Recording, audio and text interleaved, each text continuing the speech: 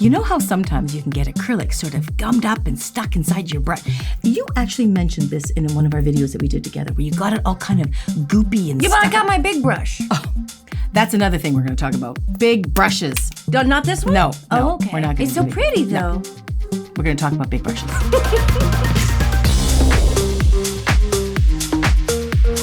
So, where did you... That's right, I did use this in a video. You found it. It's just down there.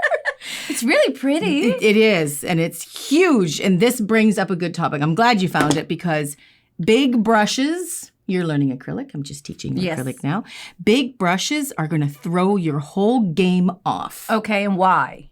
Because it holds way too much product. Okay. I've got some big brushes here, okay?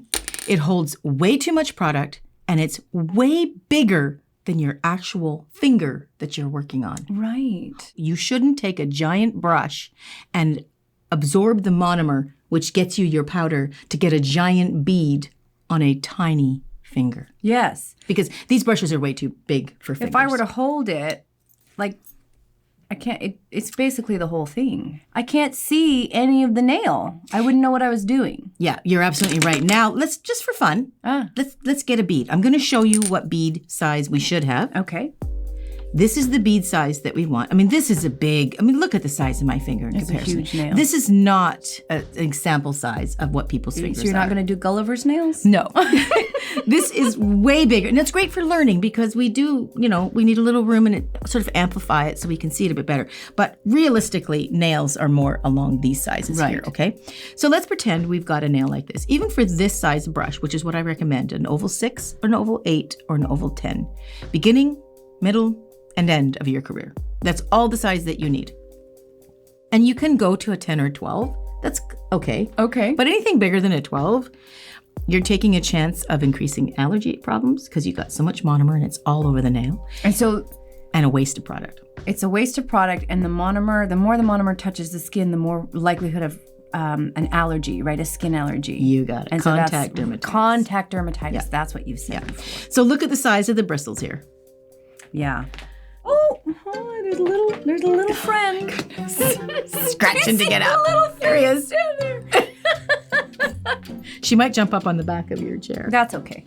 So look at the size of these bristles here. So this is about an 18, this big one here. Oh, my word. 18 or 20, yeah. You just don't need that. But let's play with it and see why it doesn't. I just can't say it. I just can't say, don't use big brushes. There has to be a reason behind. We want to be able to validate that reason. I'm ready.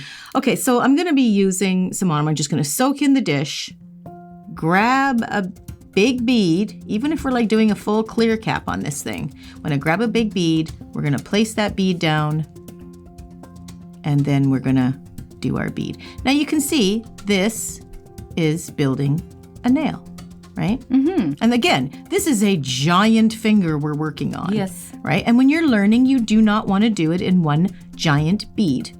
Even when you're in the middle of your career. I've seen girls win some competitions using 17 beads.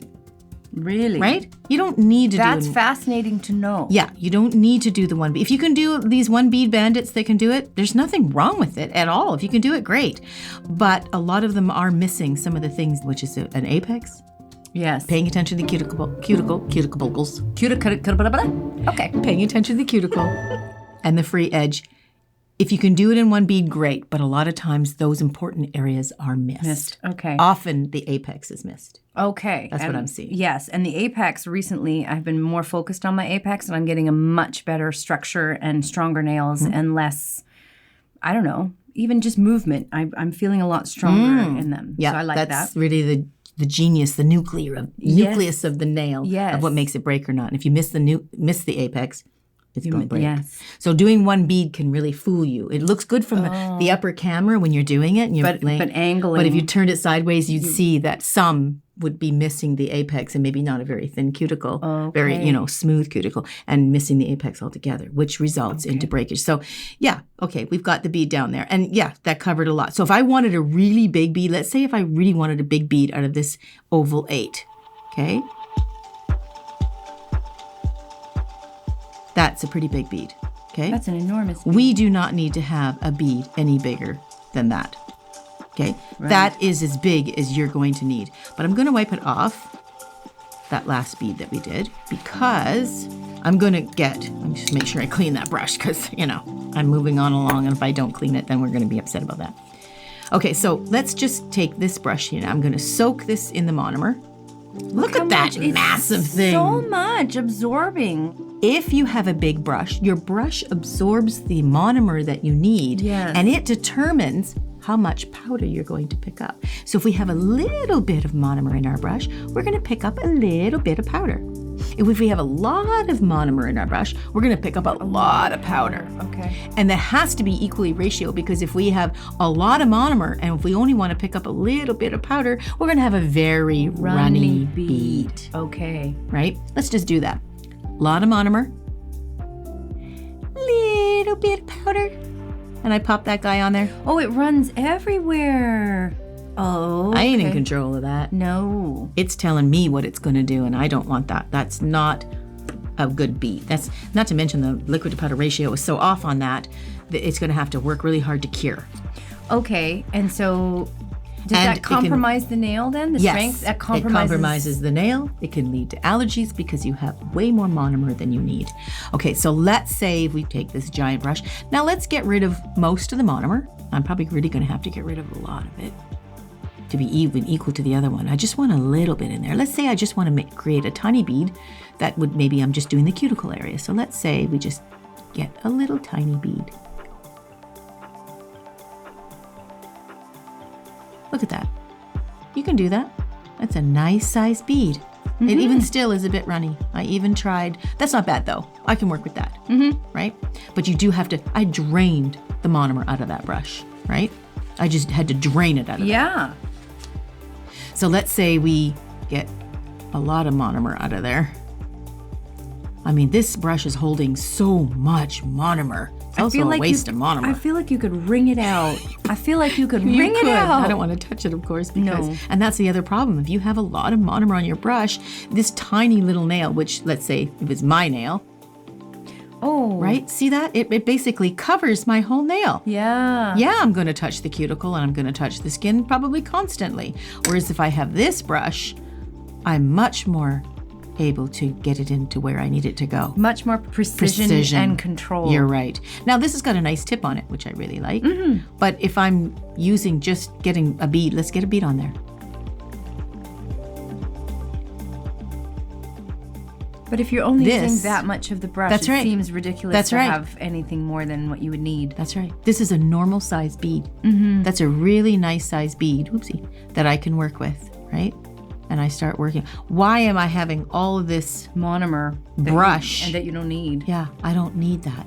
I can just get this little guy and keep it in control.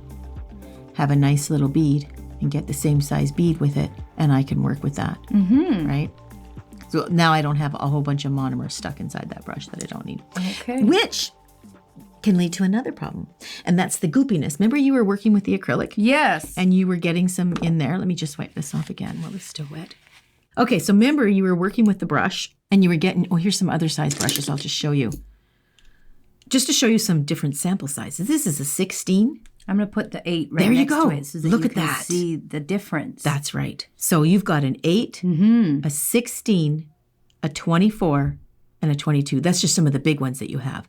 But look how unnecessary all the extra you have. And I guess I'm telling you this because, first of all, it leads to the giant bead, which is very misleading when you're learning or even when you're doing products or yes, because I always assumed when I was getting my nails done that it was always the one bead, and everybody went on and on and on about the one bead technique, and now you're telling me not to worry about that, which is nice. Yeah. Yeah. It's a lot to aspire to, and it's not necessary. No. If you can do the one bead, there's nothing wrong with it. I just feel like I would have more control if I had like 1 or 2 or 3 beads that I could do it in. That would make me feel... Just take your time and take as many beads as you want. That way you can control it. And as you grow, you'll get bigger beads and you'll be able to control it and you'll be able to do it. Like the one bead method you will do is when you're doing a nail and you do a beautiful design and you want to clear cap it. Yeah. Okay. You don't have to do it in one bead, but then you can clear cap it in one bead. And then you'll start doing that. You're like, I can do the one bead. Woohoo. And there's nothing wrong with it. It's just, it's misleading if you think that's what you're supposed to do. That's very misleading. So I appreciate you saying that, because otherwise it gets in your head that, I can't do the way that everybody else does. Well, wait, they had to learn before they were able to get there. It's a lot of misleading pressure. There is a lot you of don't need misleading that. pressure. So here's an 8, 16, 24, and 22. Look at the size of those brushes. You just don't need that. It really will throw off your game. You can move up to that, but start with the smaller guys first. I love them. I've been using them my whole career. Okay, so now we're going to talk about the goop. The goop. The goop. The goop. Okay, so you mentioned it actually when I was in the previous video when you were working with it. Okay, so here is the goop. I'll show you what it is first. I'm going to saturate the brush, and this is how we get the goop. Right. It's very common. It's just a technique thing, and don't worry about it if it's happening. It's just annoying because then when you maybe catch it, your brush is all gooped up. So you get your bead, you put it on, you start doing this. Actually, I think this is exactly what happened to you. Yes, I didn't clean it first when I let it set. Yeah, which makes sense. I mean, why would you? We didn't think you would have to. No. So you're kind of gooping around. I'm not doing any style here, so don't hold me to that. But I'm just kind of trying to get the brush, kind of get product in it. And then you're working with it, and then all of a sudden you're like, Oh, the brush. yeah. That nastiness can dry in there. Yeah. Because, of course, you're working with acrylic. it's going to dry. It'll dry in, if you're working with a faster, regular setting, it'll dry in about 35, 40 seconds. Right? Not a lot of time. Yeah, but meanwhile, you're dipping into the monomer, dipping into your powder, and you still got it in there. You may not really notice. And the really bad thing about it is when it gets in there, and if it hardens, you can't smooth out your bead because you're like, why is it not? Yeah. Because you got hardened or In the goopy stuff brush. up inside there. Okay. So that kind of gets in there, and it can stay in there, and I'm just letting it harden a little bit just to prove a point. But it can get in there and in between your bristles and stuff, and it can just drive you crazy. And sometimes I've done it. I bought a $200 brush once. $200 for a brush? My goodness. And I left goop in it. Did you cry? Almost. Did you swear? Yes. Yeah, that definitely happened, of course. Yeah. So it was a bummer, but I had to figure out how to clean it. And I'm going to get a lot of people to say that some schools will teach not to use this, but I swear by it, and I use it all the time. But there is a trick on how to use it.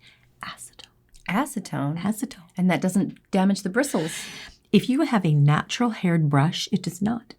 Oh, a synthetic hair, it will. It'll eat it of up course. to bits. Of course. So if you got on a synthetic hair, take a little more care, but clean it with alcohol. How will you know when you purchase the brush? How will you know should the be difference? told when you purchase it. It'll Okay. say 100% natural hair brush, or it should say synthetic. Interesting. All right. Nylon. So when it's all caught up in there, you're going to want to use the acetone to get rid of it, because we use acetone to remove our nails. Yes, and nail polish. And That's yeah. right. Mhm. What acetone does is it gets up inside the product and bloats it, and it falls off of whatever it's on. Well, interesting. I would That's not what have thought acetone that. does. Okay. All right. So what we want to do is we want to stick it in acetone and let it bloat and fall off. Fall off. And in a brush, if you catch it pretty quick, if you, like me, wake up in the morning and go to use your brush, and I it's thought all, you were going to say we bloat and we fall off. yeah, well, I'm older now, so yeah. So you go to use your brush and it's like crusty, and it's like, oh no, my $200 brush. I just got a bunch of goop that's all hardened in there now. You do think it's a write-off, and you're mad and you're upset and stuff, but you can save it. What you want to do is take it and stick it inside your acetone. Okay. Okay. And you want to leave it there. Well, if you've got the goop in overnight, you're probably going to leave it there for 5 or 10, maybe 15 at the most. Really? But I will tell you some things that I did. Want to hold that for a sec? Yeah. What I did learn is I would, have some acetone, maybe this much left. And I would stick my brush in it and let it fall in and sit there. Well, if you got the bristles that are now being pushed. If they're going to be bent. Yeah. When your brush leans inside, if it's any little bit of pressure, it can manipulate the end of the brush and move your hairs into a way you don't want it to be. So I would drop it inside my acetone bottle, and I would literally get a form and tape it. Yes, I was going to say, so that it would stay in place Yeah. without damaging the Yeah, so brush. it's not leaning on an angle like that and being pushed out of shape, right? We just don't Okay. want that. So I would just tape it and let it sit because I have no patience to sit there and hold it for 5 or 10 minutes. Suzie has no patience? No, I have no patience. Really? I have no patience. I didn't notice. Yeah. So Cameraman, you're silent for some reason. he knows I have no patience. So I would take this and I would soak it and move it around. And then after a while, can you pass me the Oh, smart girl. Thank you. I was going to use my finger. No, don't do that. I often do, but okay. So can you see a little bit of product right in there? Mm-hmm. So I would take a cuticle stick. Oh, wow. And just, yeah. I didn't know there was that much left in there. Yeah, neither did I. I didn't think there'd be any in there, but now if it might even, I've been so impatient, I'll just pull hairs. I used to just cut it out. I'd be like, crap, and just cut. Oh, wow. And it's very effective. It just makes a smaller brush. So it goes from a 10 to an To an 8, to or a an 8 to a 6, 6. to a 4. So I would do that just to get a good brush out of it. So you can just scrape the last little bits out of there. You can stick it back in there. Now, acetone is very drying. It will dry. It's stripping it of all of its oils. Okay. That's why some educators are saying don't use acetone or that it's not good for you and stuff. We actually have acetone in our body. Not a ton, but we do have some. It's a natural thing. But I'm not saying to drink it or anything. No, so just hold up. Oh, my word. Yeah, so it's going to just strip the oils and bloat the acrylic and get rid of it. But we're just doing this as a temporary thing. We want to get rid of it, take it out, and then immediately after I do that, I dry it out. Now it will evaporate because it's acetone. Mm-hmm. I'll dry it out like this. Now I'm free of all the goop. The goop is gone. Now I will condition it.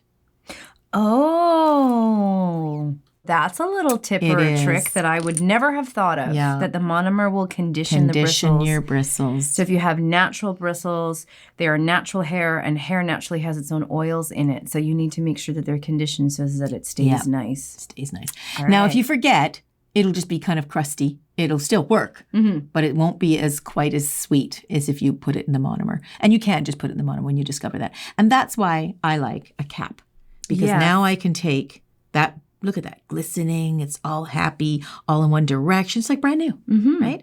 And I will sometimes just lighten it up a little, maybe take some of the excess off. But then I will make sure that I cap it because that keeps it nice and soft.